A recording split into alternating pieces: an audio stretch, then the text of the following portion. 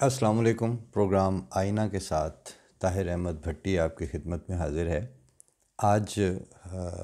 Media के मुख्तलिफ़ outlets को देखते हुए एक दो चीज़ें नज़र से गुज़री, जो ख़ास तौर पर एक जो आर्टिकल था, हमारे दोस्त हैं अदनान रहमत। पहले तो हमें सिर्फ़ यही था कि सिर्फ़ वही लिखते हैं,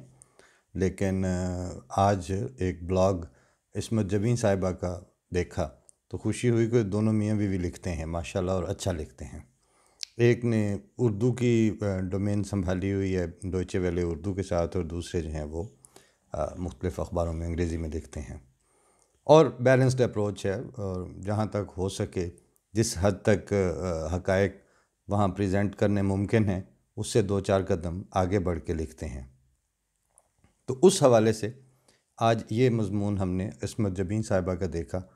ख़्याल ये आया कि पिछले तकरीबन 2 हफ़्ते इन इश्यूज़ के ऊपर हम मुख्तलिफ़ हवालों से बात करते रहे, और यकगुना वो एहसास था कि शायद हम ही बोल रहे हैं, और इसको वो वन साइडेड अप्रोच गर्दानने वाले जो हैं वो शायद उसमें कूद पड़ें और कहें कि जनाब ये इन्हीं को ये मसले नज़र आते हैं। पता चला कि नहीं, वो सिर्फ़ हमें नज़र नहीं आ रहे, वो सब लोग उसको उसी तरह से महसूस कर रहे हैं। तो मैंने ये सोचा कि एक तो उनके आर्टिकल में से कुछ हिस्सा आपको सुनाया जाए, बताया जाए कि ये जो महसूसात का अमल है, ये अगर आपकी तबीयत में और आपके महसूस करने के अमल में और आपकी अपनी तरबियत जो इल्मी और फ़िक्री हुई होती है मुख्तलिफ़ मौक़े पर, उसमें कोई झोल ना आया हुआ हो, और आपने खामखा जानबदारी और झुकाव अपने अंदर ख़ुद ना शामिल कर लिया हो, तो आप उसी नतीजे पे पहुंचते हैं। आप उन्हीं लाइनों पे सोचते हैं, और इस तरह जिसे लाइक माइंडेडनेस कहते हैं, वो 1, 2, 4, 10 अफराद तक नहीं, बल्कि जिस तरह इन्होंने लिखा है कि वो लाखों अफराद इस तरह सोच रहे हैं। मसला सिर्फ़ ये है कि उन लाखों की आवाज़ आती रहनी चाहिए, उन लाखों का मौक़िफ़ पेश होते रहना चाहिए, उस पे बात होती रहे,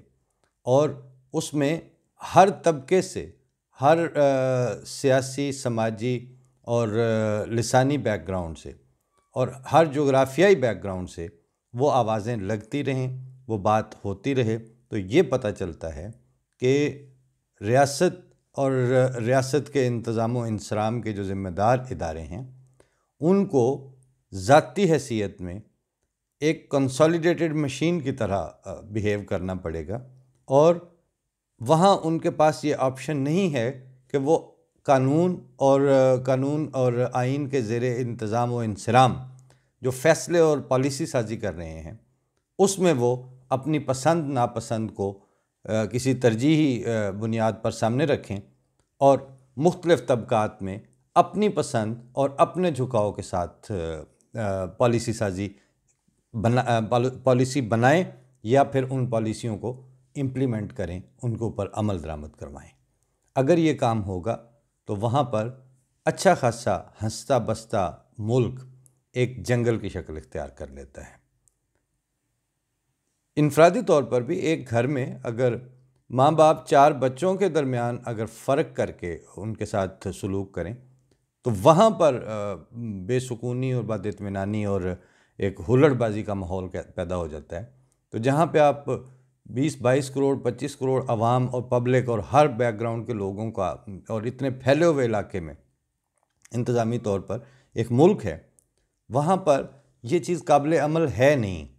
इससे सिर्फ काम चलाया जा रहा है, डंग टपाऊ अप्रोच है ये। वरना इस तरह तरक्की करना तो बाद की बात है। जिस लाइन पे या जिस सतह पर कोई मुआशरा मौजूद होता है, वहाँ पर भी वो ज़्यादा देर कायम नहीं रह सकता, उसको रोज़ाना नीचे जाना पड़ता है, और बाज़ दफ़ा फिर वो लुढ़कते पत्थरों के साथ फिर दूसरे शामिल हो जाते हैं, फिर समझ ही नहीं आती कि अब ये कहाँ जाके रुकेंगे। इस हवाले से हमने ये मज़मून इंतखाब किया था। इन्होंने भी उसका उन्वान ही ये रखा है अपने ब्लॉग का कि मज़हब और इबादत अवाम का काम है, रियासत का नहीं। तो उसमें ये बताया उन्होंने शुरू में कि 2 तरह के ममालिक हैं। एक तो जो सेकुलर उसूल के तहत रियासती सतह पर ख़ुद को एज़ ए मुल्क, एज़ ए रियासत किसी भी मज़हब के साथ जोड़ते नहीं हैं, बल्कि अवाम के साथ उनकी कमिटमेंट होती है। और दूसरे वो ममालिक हैं जिन्हें अमली तौर पर मजहबी रियासतें कहा जाता है। पाकिस्तान कहती हैं कि पाकिस्तान आइनी तौर पर न सिर्फ एक मजहबी बल्कि इस्लामी रियासत है। हाल ही में पाकिस्तान में चंद ऐसे वाक़यात रूनुमा हुए हैं जो अपनी नौइयत में बहुत मुनफरिद तो नहीं मगर एक मजहबी रियासत के तौर पर मुल्क को दरपेश इस तरह के मसाइल की निशानदेही बहरहाल करते हैं, जिनसे मुआशरे में मुख्तलिफ़ तबक़ात से ताल्लुक़ रखने वाले और मुख्तलिफ़ तर्ज़ फ़िक्र के हामिल अफराद के लिए जान व माल का ख़तरा पैदा हो जाता है। इस हवाले से वो उन दो वाक़यात का भी उन्होंने ज़िक्र किया है, जिसमें एक खैबर पख्तूनख्वा की अदालत में एक गोली मारकर मार दिया गया मुलज़िम को, और दूसरे वाक़या में पंजाब में दो सिक्योरिटी गार्ड्स में से एक ने मजहबी गुफ्तगू के तनाज़े के नतीजे में दूसरे को कत्ल कर दिया। तो वो कहती हैं कि एक निजी हैसियत में एक पेशा वाराना सहाफ़ी और समाजी या इंसानी हुकूक के कारकुन के तौर पर मेरे लिए भी कहती हैं कि कुछ ऐसे सवाल हैं कि मुझे उठाने चाहिए और मैं उठा रही हूँ। और वो इनका कहना है कि ये सिर्फ मेरे सवाल नहीं है बल्कि इस तरह के सवालों का सामना मुझ जैसे लाखों शहरियों को है इस वक्त, और उनके जवाबात रियासत की ज़िम्मेदारी है कि वो किसी न किसी तरह उसके तसल्ली बख्श जवाब दें जो कि अभी तक नहीं है। फिर पाकिस्तान की सियासी तारीख़ को बताती हैं कि ये भी गवाह है कि रियासत का आइन, कानून और पॉलिसी साजी का वाज़ेह झुकाव एक ख़ास मज़हब की तरफ होता है। इस तरह जो एक कसीरुल मजहबी और कसीरुल मसलकी और लिसानी और समाजी तनव्वुर वाला मुल्क हो, उस मुल्क में इंसाफ के उसूल और तकाज़े किस तरह पूरे हो सकेंगे। नतीजतन इंसाफ और समाजी तकाज़े और जो सोशल जस्टिस के तकाज़े हैं वो दब जाते हैं और वो मजहबी रियासत का तशख़्ख़ुस जो है वो ऊपर आ जाता है। और जब रियासत एक ख़ास मज़हब को तरजीह देगी तो फिर उस मज़हब का कोई भी शिद्दत पसंद उस कानूनी तरजीही हैसियत का सहारा लेकर अपने मुखालफीन का खुलेआम अदालतों तक में भी कत्ल करता फिरेगा, और उसके बाद ऐसे किसी कातिल को मजहबी हिमायती भी मिल जाएंगे जो उसको फूलों के हार भी पहनाएंगे, माथे भी चूमेंगे उनके, और हथकड़ियों के बावजूद उनके साथ सेल्फियाँ भी बनवाएंगे। ये सिलसिला जिस वक्त वो बताती हैं कि पाकिस्तान में ये नहीं है कि ऐसा होने का इम्कान है, वो लिख रही हैं कि पाकिस्तान में ऐसा हो रहा है। और कुछ लोग अब ये सवाल भी उठाना शुरू हो गए हैं कि अच्छा वो अदालत में तो एक मसलक के बंदे को दूसरे तर्ज फ़िक्र के बंदे ने मार दिया था, ये जो सिक्योरिटी गार्ड्स वाला सिलसिला है उसमें तो दोनों मुसलमान, यानी जो सरकारी डेफिनेशन की हुई है इस्लाम की उसके मुताबिक वो दोनों मुसलमान, उन्होंने भी मार दिया। इसका मतलब है रियासती इदारे इस वक्त चश्मपोशी से काम लें तो वो उनकी अपनी मर्ज़ी है, लेकिन हालात बता रहे हैं, वजाहत के साथ बता रहे हैं कि ये डोरियां अब रोज़ बरोज़ मुट्ठी में से निकलती जा रही हैं। ये रेत है जो स्लिप होती जा रही है और इसको संभालने का सरदस्त कोई मैकेनिज़्म किसी साहिब फ़हम को देखने में वहाँ इम्प्लीमेंट होता हुआ नज़र नहीं आ रहा। और ये जो इस वक्त करता धरता है उसमें मुक़्तदिरा के लोग भी शामिल हैं, उसमें सियासी इस्टेब्लिशमेंट के लोग भी शामिल हैं, बल्कि इस्टेब्लिशमेंट तो इन सारों को मिल के बनती है। ये तासुर गलत है कि इस्टेब्लिशमेंट जो है वो सिर्फ दिफाई अफवाज और मतलब इस तरह के जो सिक्योरिटी इदारे हैं वो बनाते हैं। नहीं, उसमें आपके अदलिया की भी वो एक अजीब सा कॉम्बिनेशन होता है, उसमें सारे शामिल होते हैं। तो उन सारों को अब ये दिखाई दे रहा है कि ये काम होने जा रहे हैं, और वो इत्तफाक ये है कि ये जो आम मीडियाकर्स होते हैं उनको तो आप कह सकते हैं कि किसी का उस तरह का बैकग्राउंड है या नहीं है। जैसे अब वो नदीम अफजल चंद जो मुख्तारे की वजह से जिनको ज़्यादा शोहरत मिली सियासत की बजाय, वो हो गए, मेहदी हसन भट्टी हो गए, ये इस तरह के बाज़ हैं जो एक ख़ास इलाकाई सियासत से ऊपर उठ के आते हैं। उनको कभी कभी कोई ना कोई उनको मिनिस्ट्री भी मिल जाती है, लेकिन उनका एज सच कोई ज़्यादा रुझान इस तरफ नहीं होता कि वो कोई यानी नेशनल असम्बली में आके भी सेनेटरशिप में भी मिल जाए उनको, फिर भी उनका किरदार कोई वो अपना उनके जहन में ये नहीं होता कि हमने कोई नेशनल या बैनुल अक़वामी सतह पर कोई किरदार अदा करना है या अपना एक तशख़्ख़ुस बनाना है। वो उस बात पे खुश होते हैं कि हमारी डेरेदारी है, एक सिलसिला है, रख रखाव है, वो चलता रहे। वो असम्बलियों में और इस्लामाबाद से ज़्यादा अपने अपने डेरों और अपने अपने हलकों में वो ज़्यादा अपने आप को कंफर्टेबल फील करते हैं। और ठीक है, जैसा भी है, लेकिन बातें वो भी कर देते हैं बाज़ दफ़ा, उनको भी नज़र आ जाता है। मैंने नदीम अफजल चंद को एक टेलीविज़न इंटरव्यू में ये बात कोट करते हुए सुनी, और ऐसे लोगों को चाका इसलिए कोई नहीं होता कि उन्हें कुछ चाहिए ही नहीं होता। जिन्होंने अपनी वो मिनिस्ट्रियाँ या इस तरह के पोस्टिंग्स बचानी होती हैं, उनके लिए बाज़ मसाइल भी होते हैं। तो वो कहते हैं कि मेरे हल्के में एक ही शुगर मिल है जो मेरिट के ऊपर और SOPs को फॉलो करके अरसा दराज से काम कर रही है। ना वो बैंक की लोन होल्डर है, ना बैंक की डिफ़ॉल्टर है, ना वो ज़मींदार के गन्ने के पैसे लेट करते हैं, ना उनमें कोई और इस तरह की हंकियाँ फेंकियाँ हैं। तो फिर बाद में बड़ा थोड़ा सा उनको एंकर्स को और टीवी चैनल्स वालों को यूँ एतमाद में लेके तो कहते हैं लेकिन मसला ये है वो जी एक मिल है वो वैसे है काफरां दी। उनका इशारा जो था वो मंडी बहाउद्दीन की जो शुगर मिल है उसकी तरफ था, जो शाहताज शुगर मिल। लेकिन कहने को तो वो बता गए कि जो मेरे पास एक कोट करने की मिसाल है, जो मेरिट के मुताबिक अपने अपने यानी बिज़नेस प्लान के मुताबिक और बिज़नेस डोमेन के अंदर बाइज़्ज़त और यानी सब का ख्याल करके और अपने रोज़गार और अपने लेवल को मेंटेन रखने के लिहाज से बेहतरीन मिसाली काम कर रहे हैं, तो उसके बारे में वो कह रहे हैं वो काफिर हैं। इसका मतलब है कि ये किसी भी लेवल पे लोगों को इस बात का ये नहीं हम कह सकते कि शऊर नहीं है। तो जब नदीम अफजल चंद को पता है तो इस्टेब्लिशमेंट को भी पता है कि कौन कौन क्या हैं और किन के किस बैकग्राउंड के क्या नताइज निकल रहे हैं। फिर बाज़ दफ़ा ऐसी अलामतें और ऐसे इंडिकेटर्स सामने आ जाते हैं जो हम 2-2 हफ्ते चीखते रहते हैं कि बातें आपकी अब इस तरफ जा रही हैं, इसका कोई ध्यान कर लें, इसको इस पानी को संभाल लें, ये इसमें अब सुराख हो चुका है, ये पुश्ता जो शहर को डुबो देगा, इस तरफ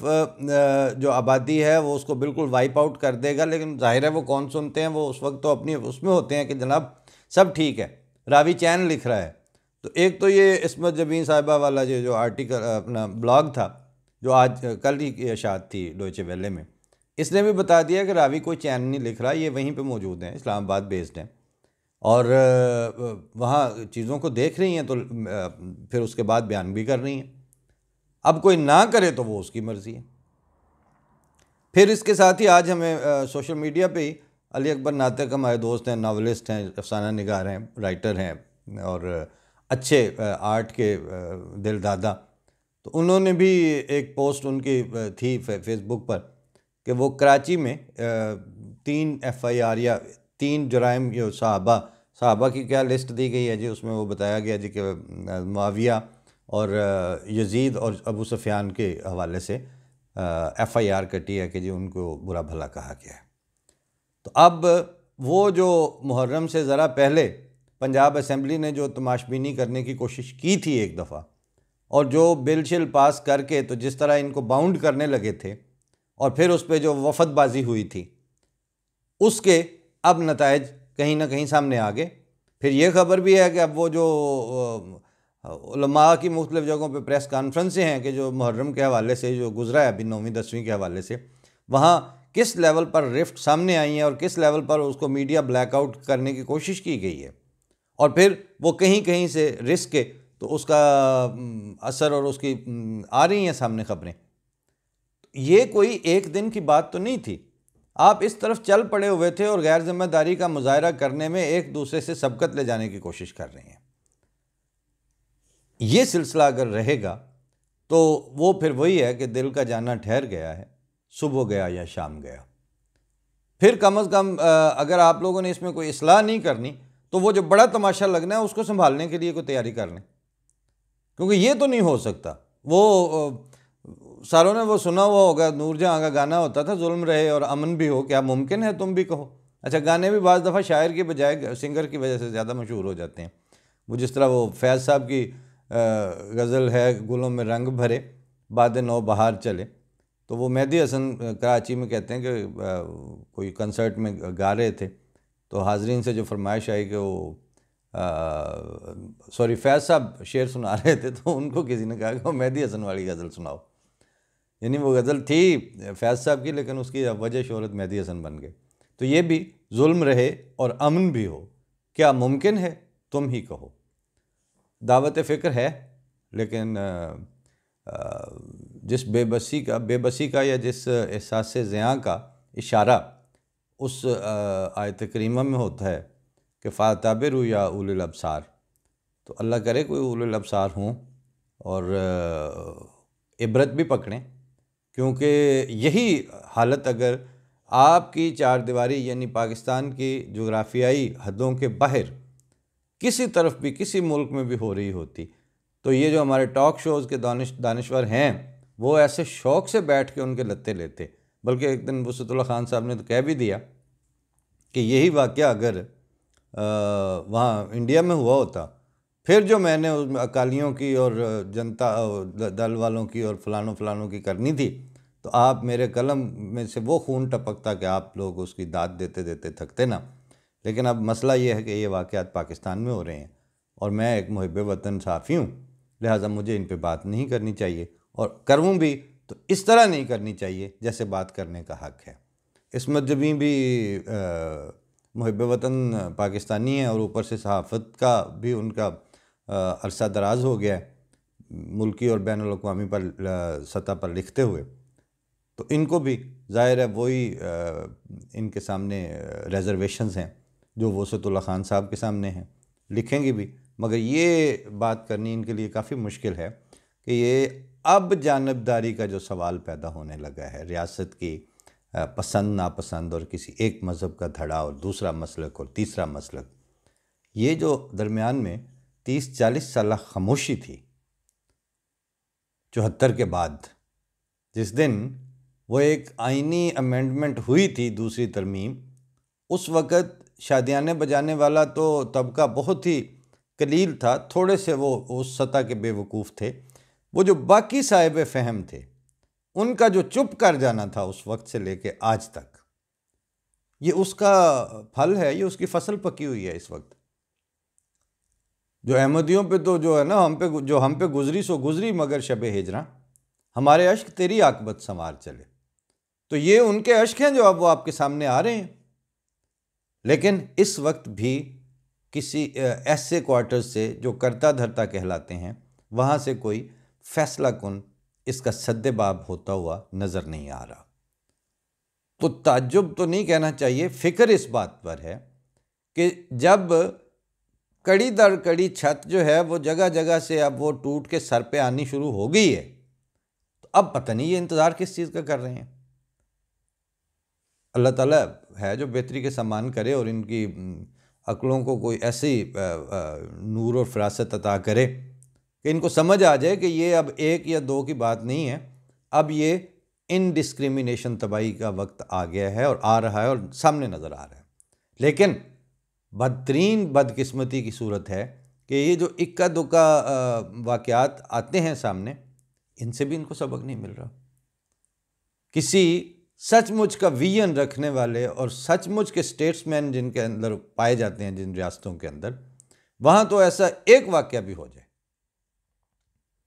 तो वहाँ की पार्लियामेंट, वहाँ की सेनेट, वहाँ के मुक़्तदरा, वहाँ के सिक्योरिटी इदारे, उनकी नींद हराम हो जाती है कि यह बात किस तरफ जाने लगी है। आपके सामने ही अमेरिका में ज़रा सा वो हुआ है ना एक वाक़या, वो जो जिस ब्लैक की मौत हुई है स्याह फाम की, और उसने कहा कि मुझे सांस नहीं आ रहा, तो एक सिरे से लेकर दूसरे सिरे तक जिस सतह पर एहतजाज हुए और जिस सतह पर हुकूमती ईवानों को लर्ज़ा तारी हुआ, और वहाँ के जो सचमुच सोचने वाले थे, सचमुच जिनको कांग्रेसमैन कहते हैं, उनकी नींदें फिर किस तरह आराम हुई हैं, किस तरह उन्होंने उसको हैंडल किया और मैनेज किया। पाकिस्तान के हुब्बुल वतनी की बहुत बात हो रही है, पाकिस्तान का जो एक रियासत का तशख़्ख़ुस था उसको कौन संभालेगा? इस वक्त तो जो चीज़ सबसे बढ़कर एट स्टेक है वो रियासत पाकिस्तान का रियासत का तशख़्ख़ुस है जो इस वक्त एट स्टेक है। उसकी कोई पहचान नहीं हो रही कि वो ना वो माँ का किरदार अदा कर रही है ना बाप का किरदार अदा कर रही है। वो तो एक सौतेली की भी शायद कुछ ना कुछ जिम्मेदारियां होती हैं, ये तो कुछ और ही चीज़ बन रही है। तो इसका आप कुछ सोचें जनाब, वरना विशफुल थिंकिंग अपनी जगह पे, नेक ख्वाहिशात अपनी जगह पर, लेकिन ये फिर जब वो लैंडस्लाइडिंग होती है तो फिर बहुत बुरा हाल होता है, बहुत दूर दूर तक उसके पत्थर जाते हैं। अल्लाह ताला महफूज रखे और आपको बर वक्त अब भी शायद, अब भी हमें तो आखिरी लम्हे तक ये होता है कि शायद अब भी, और दुआ भी ये होती है कि बर वक्त इक़दाम करने की आपको तौफ़ीक मिल जाए, वरना ये मामलात सख्त ख़तरनाक सूरत हाल की तरफ जा रहे हैं। फ़ी अमानिल्लाह। अस्सलाम वालेकुम व रहमतुल्लाह।